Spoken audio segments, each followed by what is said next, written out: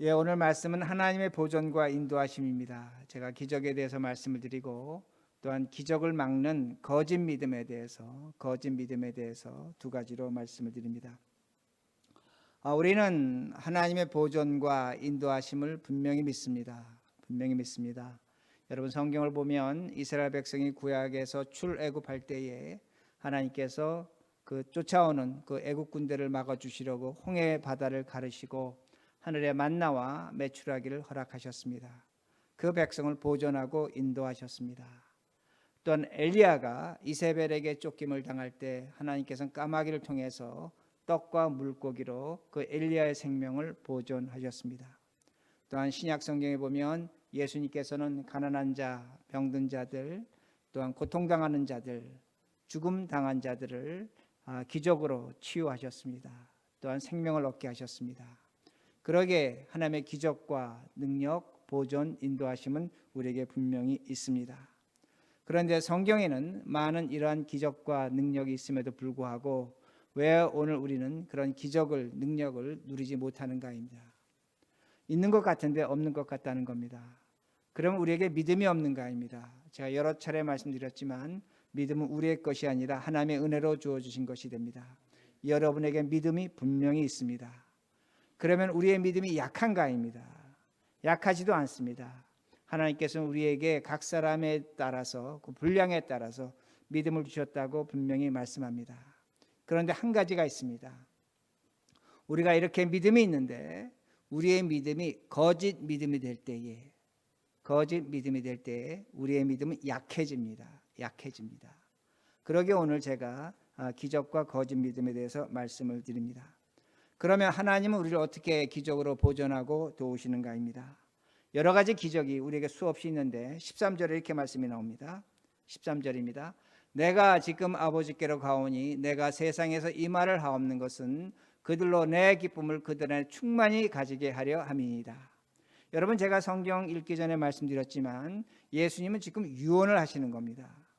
죽기 전에 말씀하시는 겁니다. 여러분, 인간의 유언은 슬픈 겁니다.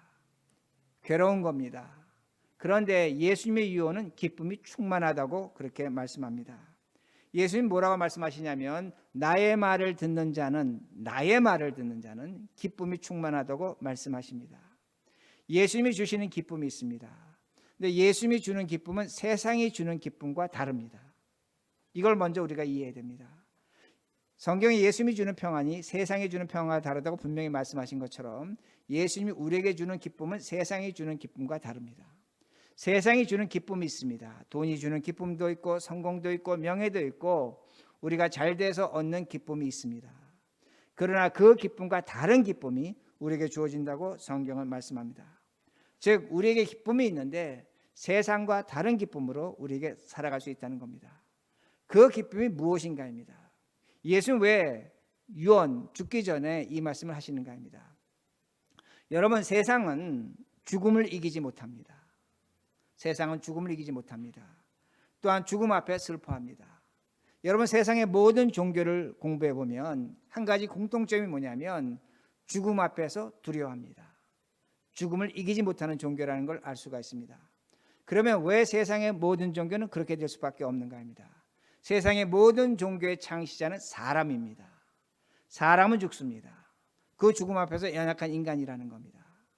그러나 기독교는 그렇지 않다는 겁니다. 기독교는 죽음을 이긴 종교입니다. 죽음을 이긴 종교라는 겁니다. 왜 그러냐면 기독교는 하나님의 아들 예수 그리스도가 창시하신 종교입니다. 그러기에 기독교만이 죽음을 이긴 종교고 그 기독교를 믿는 우리는 죽음을 이긴 자들이라고 성경은 분명히 가르쳐 줍니다. 우리도 누군가 죽음을 당하면 슬퍼합니다. 그러나 그렇게 크게 슬퍼하진 않습니다. 왜냐하면 우리는 죽음을 이겼기 때문입니다. 우리에겐 무엇이 있냐? 죽음을 이긴 기적이 있다는 겁니다. 이것이 우리의 기적이라는 말씀입니다. 여러분, 우리가 세상 살면서 어떤 조그만 문제가 하나 해결되면 우린 기뻐합니다. 야, 그 문제가 해결됐어. 그러게 더할 나위가 없어. 그렇게 말합니다. 그런데 우리가 갖는 인간의 최고의 문제는 뭔가입니다. 생로병사입니다. 인간의 그 문제의 궁극점은 죽음입니다. 우리는 예수 그리스도로 말미암아 죽음이 해결된 존재라는 말씀이 됩니다. 우리가 죽음을 이긴 것을 진심으로 기뻐해야 되는 겁니다. 여러분, 이러한 기쁨을 갖고 사는 사람은 죽음 앞에서 두려움이 없습니다. 제가 목회자로서 하나의 영광이 있다면, 보람이 있다면 제가 죽음 앞에 있는 성도들을 바라봅니다. 그 죽음 앞에서 두려워하지 않습니다. 당당합니다. 많은 사람들은 죽음 앞에서 그 이후의 세계를 알지 못하기에 두려워하지만 우리는 죽음 앞에서 기쁨이 충만하다는 겁니다. 이것이 우리에게 기적입니다. 예수 그리스도로 말미암아 주어진 기적이라는 겁니다. 우리가 이 기적을 믿고 사는 사람이라는 겁니다. 이것이 우리의 기적이라는 말씀이 됩니다. 그러게 14절 이렇게 말씀합니다. 14절, 내가 아버지의 말씀을 그들에게 주었사오매 세상이 그들을 미워하였사오니 이는 내가 세상에 속하지 아니한 같이 그들도 세상에 속하지 아니함으로 인함입니다. 자, 이 말씀 뭐냐면 아주 간단한 겁니다. 예수님이 나는 세상에 속하지 않았습니다. 나를 믿는 자도 세상에 속하지 않았습니다. 그러므로 세상은 나를 믿는 자들을 미워할 수밖에 없다고 그렇게 말씀합니다.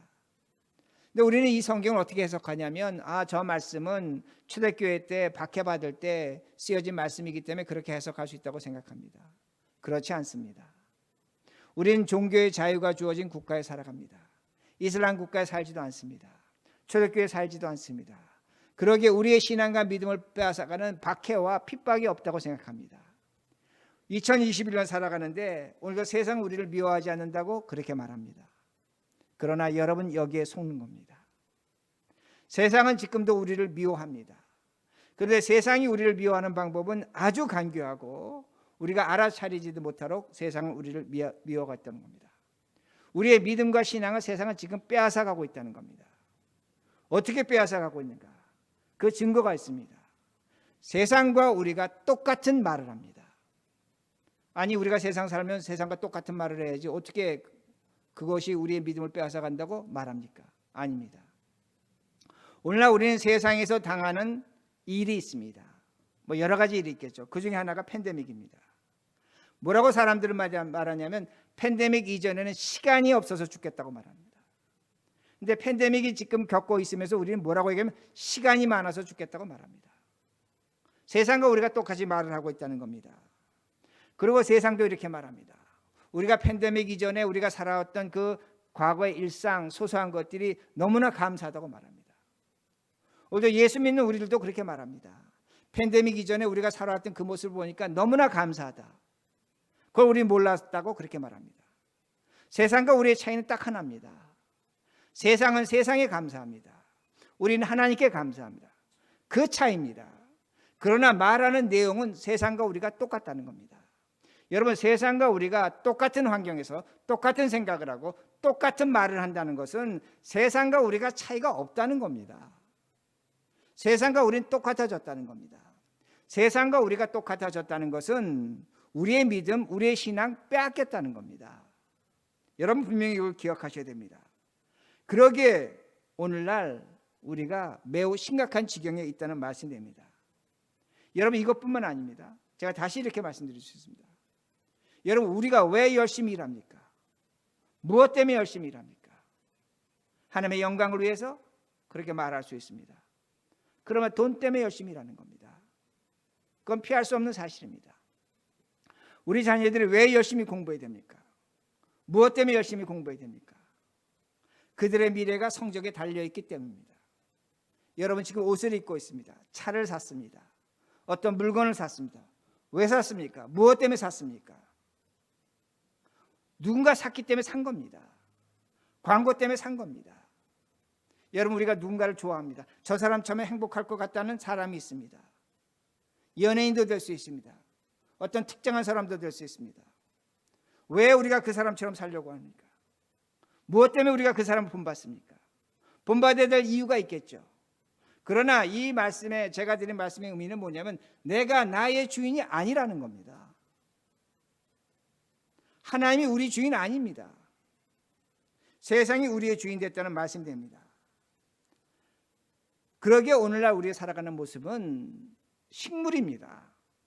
환경에 잘 적응하면 되는 겁니다. 아이들한테도 그렇게 교육합니다. 너 어디 가서 환경에 잘 적응해라. 식물처럼 살아갑니다.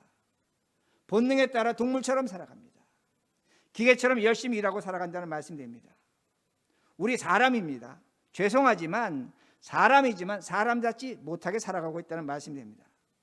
우린 지금 우리가 살아가는 이 세상을 너무나 당연하게 여깁니다. 하나도 이상하게 생각하지 않는다는 겁니다.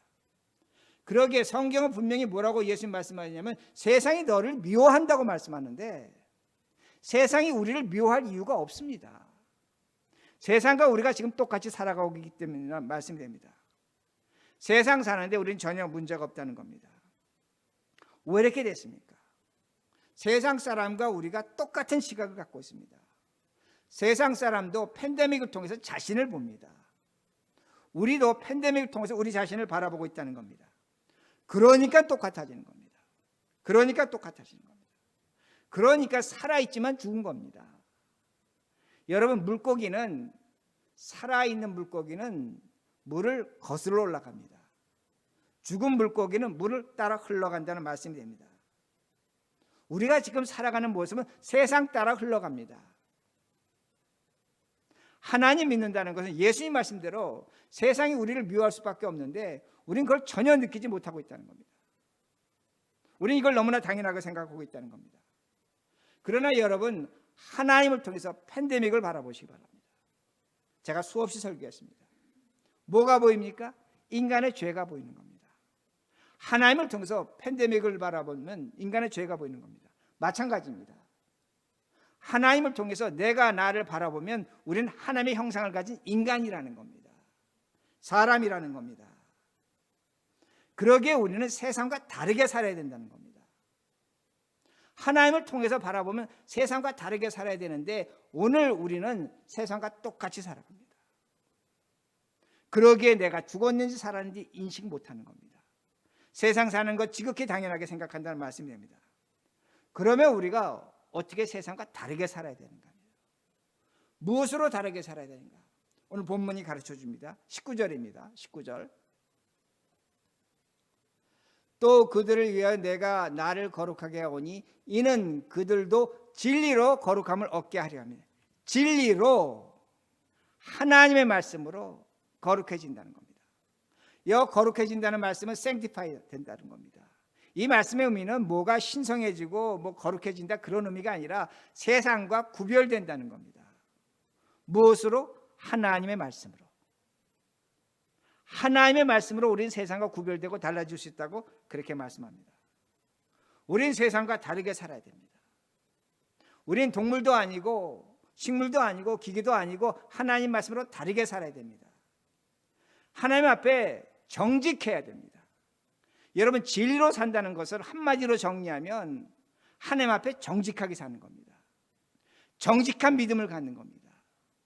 그런데 오늘날 우리에게 가장 큰 고민은 뭐냐면 믿는 자들이 하나님을 믿습니다. 믿는다고 하는데 그 믿음에 거짓이 있다는 겁니다. 우리 믿음에 거짓이 있습니다. 그러기에 믿음이 약해지는 겁니다. 그러기에 하나님의 기적을 보지 못하는 겁니다. 하나님의 진리로 우리가 산다면 우리는 그 진리로 말미암아 자유합니다. 기뻐합니다. 감사한다는 겁니다. 그런데 우리 믿음에 진리가 있다는 겁니다. 진리가 없다는 겁니다. 거짓이 있다는 겁니다. 제가 이렇게 설명합니다. 제가 종종 인용하는 소설인데 도스토옙스키의 그 카라마조프가의 형제들에 나오는 얘기가 됩니다. 전반부에 보면 그 책을 보면 아주 재미있는 그 챕터가 나오는데 한 챕터 다음 챕터가 연결된 챕터인데 믿음이 있는 아낙네들과 믿음이 약한 여인이라는 그 두 챕터가 있습니다. 믿음이 있는 여인들의 그 챕터하고 믿음이 이제 약한 여인들이 나오는데 아마 도스토옙스키가 이 소설을 쓸 때는 아마 러시아는 그랬던 것 같습니다. 사람들이 아프거나 질병이 있거나 고통을 당하면 그 성자와 같은 사람을 찾아가서 기적을 얻으면 치유가 된다는 그런 그 아마 믿음이 있었던 것 같습니다. 그러게 그 소설에 이제 조시마 장로가 나오는데 조시마 장로를 찾아가서 여인들이 이제 자기의 아픔을 호소하는 겁니다. 근데 첫 번째 여인은 심각한 정신병에 걸린 여인이 됩니다. 그러게 이 여인이 조시마 장로에게 나올 때 조시마 장로가 기적을 베풀려고 노력을 했습니다. 근데 기적이 안 나타나는 겁니다. 나타났는지 안 나타났는지 알 수가 없습니다. 근데 잘 읽어보면 기적이 나타나지 않은 겁니다. 근데 그 여인은 과거에도 찾아왔고 오늘도 찾아오고 아마 앞으로도 찾아올 그런 여인이 됩니다. 근데 두 번째 여인이 있습니다. 두 번째 여인은 3살 된 아들이 죽었습니다. 그러니까 아들의 죽음이 너무나 고통스러워서 하나의 기적을 원하는데 그 기적은 뭐냐면 꿈에라도 아들을 한번 보기를 원하는 겁니다. 그러니까 조시마 장로에게 찾아가서 얘기하는 겁니다. 내가 아들 보는 기적을 원합니다. 근데 이렇게 묻다 보니까 이 여인이 집을 떠난 지 3달이 됐습니다. 남편이 미운 겁니다. 집도 싫은 겁니다. 그러니까 조시마 장로가 이렇게 말합니다. 기적을 행하는 것이 아니라 야, 너 그러지 말고 집에 돌아가서 네 남편을 돌봐라. 네가 있는 집을 사랑해라. 그래야만 네 아들이 꿈에라도 집에 찾아와서 너를 만나지 않을 것이냐. 그 말을 해주니까 이 여인이 그 말을 듣고 돌아갑니다. 근데 여러 여인이 나오는데 지금 제가 말씀드린 예를 들어드린 이 두 사람은 믿음의 여인들이 됩니다. 믿음이 있는 아낙네들이 됩니다. 그런데 한 여인이 나오는데 귀부인이 나옵니다. 근데 이 귀부인은 이전에도 조시마 장로를 찾아왔습니다. 딸이 신체적 불구로 휠체어에 앉아 있는 겁니다. 근데 전에 찾아와서 조시마 장로에게 아마 기적을 바랐겠죠. 조시마 장로가 무엇을 해줬겠죠. 근데 이 여인이 조시마 장로를 찾아와서 하는 얘기가 뭐냐면, 장로님, 우리 딸이 장로님 만나는 그날 열이 내렸습니다. 꼿꼿이 일어서기도 했습니다. 기적이 일어났습니다. 너무나 감사합니다. 제가 하나님께 감사드리러 왔습니다. 기적이 일어났다는 겁니다. 조시마 장로가 이렇게 쳐다보니까 아직도 딸이 휠체어에 앉아 있습니다. 아니, 당신 딸이 휠체어에 앉아 있는데 어떻게 이런 말을 하는가 라는 아마 생각을 했던 것 같습니다. 근데 조시마 장로 그 다음에 아주 중요한 얘기를 합니다. 뭐라고 조시마 장로가 얘기하냐면, 당신은 마음은 착하지만 당신의 믿음이 당신을 속인다는 겁니다. 당신의 믿음이 당신을 속이기에 하나님에 대한 두려움이 있다고 그렇게 말합니다. 즉, 하나님이 기적을 베푸지 않을 것에 대한 두려움이 있기 때문에 하나님이 기적을 베풀어 주셨다고 당신이 당신 자신을 속이고 있다는 겁니다. 그러게 하나님께 감사한다고 그렇게 말합니다. 당신이 이 거짓 믿음과 공포심으로 있을 때에 하나님의 기적에서 멀어진다고 그렇게 말합니다. 그러나 당신이 기적이 일어나지 않았다는 걸 받아들이는 그 순간에 기적이 있다고 말하는 겁니다. 여러분, 이게 무슨 말씀인지 아시겠습니까? 당신이 기적이 일어나지 않았다고 정직해지는 순간에 그때에 그 모든 것이 당신에게 기적이라고 말합니다. 즉, 하나님을 속이지 않는 것이 기적이라고 말합니다. 하나님을 속이지 않았을 때 하나님은 언제나 당신을 사랑하셨고 언제나 인도하셨다고 말합니다. 그러니까 거짓 믿음이 당신의 기적을 막고 있다는 겁니다. 믿음이 없다는 것이 아닙니다. 그러게 책에서 믿음이 약한 여인이라고 이렇게 표현을 하고 있다는 겁니다. 여러분, 우리도 마찬가지입니다. 우리 하나님 믿습니다. 그러나 우리의 믿음이 약해지는 것이 뭐냐? 오늘 이 시대에 우리가 거짓 믿음을 갖고 있다는 겁니다. 여러분, 거짓 믿음의 증거는 다른 것이 아닙니다. 하나님에 대한 두려움입니다. 그 두려움을 갖다 보니까 자기 자신이 갖고 있는 어떤 일을 부인합니다. 부정합니다. 내가 고통을 당하고 있는데 하나님 나를 사랑하신다. 그게 훈련이 되어 있습니다. 여러분, 고통을 당하면 고통을 당한 겁니다. 성경에 수많은 인물들이 나오는데 하나님과 믿음의 사람들의 특징이 뭡니까? 하나님 앞에 솔직해진 겁니다. 정직해진 겁니다. 아브라함이 그랬습니다. 하나님, 왜 나에게 자식을 주지 않습니까? 나 당신 못 믿겠습니다. 그러니까 내 집에 키운 종을 내가 자식으로 삼겠습니다. 이게 믿음입니다. 우린 믿음을 갖고 정직해지지 않습니다. 하나님을 속이려고 한다는 그 말씀입니다. 여러분, 우리가 정말로 진실한 믿음을 갖고 있다면 뭡니까? 자유입니다. 해방입니다. 감사합니다. 오늘날 우리 교인들에게 심각한 문제는 뭐냐면, 오늘 내가 믿어서 기적이 있어야 되는 강박관념에 빠져 있다는 겁니다. 그러게 사소한 것도 기적이라고 그렇게 말합니다. 우연으로 발생할 수 있는 겁니다. 모든 걸 하나님이 하셨다고 그렇게 말합니다. 물론 그렇게 할 때도 있습니다. 그러나 우리 믿음이 우리를 속이고 있다는 말씀입니다. 그러게 우리는 사람입니다. 여러분, 예수 믿는 사람 사람입니다. 환경에 따르는 우리가 식물 아닙니다. 본능에 따른 동물 아닙니다. 기계가 아니라는 겁니다. 우리는 하나님의 형상으로 창조받은 사람이기 때문에 그 하나님 말씀으로 우리가 모든 것을 바라보면 모든 것은 진리라는 겁니다. 모든 것은 하나님의 기적이라는 겁니다.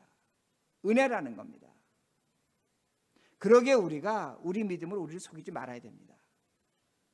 그런데 이것이 우리의 기적을 막고 있는 겁니다. 기적을 막고 있는 겁니다. 여러분, 누가복음 15장에 보면 탕자의 비유가 나옵니다. 여러분, 우리 탕자의 비유를 여러 가지로 해석할 수 있습니다. 큰 아들 중심으로, 작은 아들 중심으로 해석할 수 있습니다. 근데 제가 큰 아들 중심으로 해석합니다. 여러분, 탕자의 비유 나올 때 작은 아들이 돌아왔습니다. 작은 아들이 돌아오니까 아버지가 기뻐서 금반지를 끼워주고 옷을 입히고 큰 잔치를 베풀어 줍니다. 큰 아들은 밭에 나가서 하루 종일 죽도록 일하다 돌아왔는데 아버지는 자신을 한 번도 기다려주지 않았습니다. 잘했다고 칭찬하지도 않았습니다. 잔치를 열어주지도 않았습니다. 그러니까 자기는 죽도록 일하다 돌아왔는데 잔치하니까 큰 아들이 뭐라고 원망하냐? 아버지는 나한테 염소 새끼 한 마리 주지 않았다고 말합니다. 아버지 원망하는 겁니다. 아버지가 나와서 이렇게 말합니다.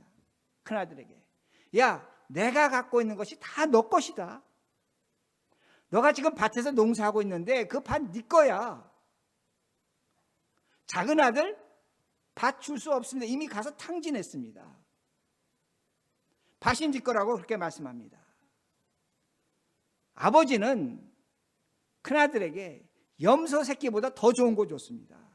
뭘 줬습니까? 밭 줬습니다. 그런데 큰아들은 이 밭이 지겨운 겁니다. 힘든 겁니다. 죽도록 일했지만 자신의 손에 얻은 것이 없다고 생각하는 겁니다. 근데 왜 아버지가 내가 모든 것을 너에게 주고 너가 밭에서 일하랍니다. 여러분, 밭은 유대인들에게 고대 사회에서 밭은 꿀을 먹을 수 있는 겁니다. 여러분, 꿀이라는 것은 당시의 고대 사회에서 왕의 상징입니다. 이집트 파라오의 상징이 벌입니다. 왕이 신하에게 꿀을 준다는 건 내가 너한테 은혜를 준다는 겁니다. 꿀은 아무나 먹지 못했습니다.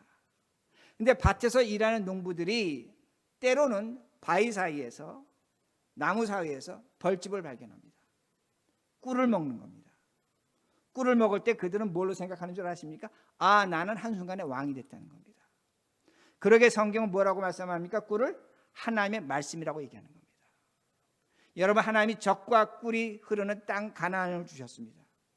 그 땅이 진짜 젖이 흐르고 꿀이 흐르는 땅이라는 소리가 아닙니다. 그 말씀의 의미는 뭐냐면 하나님의 은혜가 있는 땅이라는 겁니다. 그러게 꿀이라는 겁니다. 하나님의 은혜를 맛볼 수 있다는 겁니다. 그런데 큰아들의 관심 뭡니까? 꿀이 아닙니다. 밭이 아닙니다. 염소 새끼입니다. 그는 자신이 꿀 먹는 기쁨을 모르고 살았습니다. 아버지는 알고 있습니다.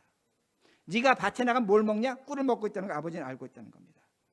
여기서 볼 수 있는 게 뭔 줄 아십니까? 큰아들은 아버지를 믿었지만 거짓으로 믿었습니다. 거짓 믿음으로 믿었습니다. 그러게 아버지를 두려워하는 겁니다. 두려워하는 겁니다. 그러게 아버지의 집을 떠나지 않았다는 겁니다. 그는 밭에서 왕과 같이 꿀을 먹었지만 그 밭이 지루한 장소입니다. 일하는 장소입니다. 그는 아마 일하면서도 집 나간 동생을 부러워했을 것입니다. 차라리 나도 모든 걸 때려치고 저렇게 나가 살 걸. 아버지 밑에서 내가 무슨 고생인가라고 생각했을 것입니다. 그러기에 그가 바라는 것은 꿀을 먹으면서도 염소 새끼 한 마리입니다. 아버지의 위로입니다. 여러분, 이것이 오늘날 우리의 모습입니다. 오늘날 어떤 분들, 우리 마찬가지입니다. 하나님을 믿지만 거짓으로 믿습니다. 거짓으로 믿습니다. 하나님이 나에게 아무것도 주시지 않았다는 겁니다. 나에게 기적이 없다는 겁니다. 하나님이 도대체 나에게 뭘 해주시는가 합니다. 그렇게 말합니다. 당당하게 얘기합니다. 내가 평생 하나님 믿었는데 하나님 도대체 나에게 뭐 해주셨습니까? 그렇게 말합니다. 그동안 그 사람 뭘 먹었습니까? 꿀 먹었습니다. 하나님 말씀 먹었습니다. 그건 기억 못하는 겁니다. 그러니까 오늘날 우리의 가장 큰 불만이 뭐냐면 세상처럼 높아지고 강해지고 명예 누리는 것에 대해서 갖지 못하면 하나님 도대체 뭘 하시는가 합니다. 나에게 기적과 능력은 어디 있는가라고 말하는 겁니다. 그러면서 하나님은 두려워합니다. 교회는 떠나지 못합니다. 예배는 드리고 헌금은 하고 11조는 하고 뭐 여러 가지 다 할 건 다 합니다. 그런데 원망이 있습니다. 자유가 없습니다. 기쁨이 없습니다. 무엇 때문에? 그 믿음으로 자신을 속이고 있기 때문입니다. 하나님을 두려워하고 있다는 겁니다. 하나님 제가 두려워하지 말라는 것이 아닙니다. 그러나 믿음이 거짓이 되면 하나님 두려워하는 겁니다. 그러면 제가 지금까지 설명드린 것처럼 우리에게 수많은 기적이 일어나고 있음에도 불구하고 그 기적을 느끼지 못합니다. 감사하지 못합니다. 조시마 장로는 그 귀빈에게 분명히 하겠습니다. 하나님은 지금까지 당신을 사랑하셨고 인도하셨다고 말합니다. 그걸 못 보는 겁니다. 여러분에게 어떤 기적이 있습니까? 어떤 기적이 있습니까? 예수 믿는 기적이 있습니다. 세상 사람 예수 믿지 못합니다. 하나님의 선택과 은혜로 예수 믿는 것 기적입니다. 오늘도 우리가 죽음을 이긴 기적을 갖고 있다는 겁니다. 이게 기적이라는 겁니다. 예수 믿는 이유 중에 가장 근본적인 말씀이 됩니다. 오늘도 우리는 예배를 통해서 성경을 통해서 하나님의 꿀을 먹습니다. 말씀을 먹습니다. 이게 기적이라는 겁니다. 우리는 이런 걸 기적으로 생각하지 않습니다. 그러다 보니까 신앙이 어떻게 되면 극단적으로 가는 겁니다. 어떻게 극단적으로 가느냐? 내가 하나님을 체험하지 못하니까 그 안타까움을 알겠습니다. 어떤 특별한 체험을 해야 된다는 겁니다. 꿀로 만족하지 못하기 때문입니다. 하나님이 나에게 어떤 기적을 주셔야 되면 내가 하나님 믿는 것 같은 겁니다. 꿀로 만족하지 못하는 겁니다. 그러게 염소 새끼 찾는 겁니다. 그러나 다시 말씀드립니다. 우리는 이미 수없는 하나님의 기적을 갖고 있습니다. 예수 믿는 것 자체가 기적이고 예배 드리는 것 자체가 기적이고 오히려 성경을 통해서 말씀을 통해서 하나님의 꿀을 먹는 것 자체가 기적이라는 겁니다. 이것이 기적이 되어야지만 우리의 믿음이 진실해지는 겁니다. 그리고 보여지는 것이 있습니다. 우리의 모든 것이 하나님의 은혜입니다. 하나님의 보호하심과 인도하심입니다. 이 기적을 찾으시는 우리 여러분이 되기를 간절히 바랍니다.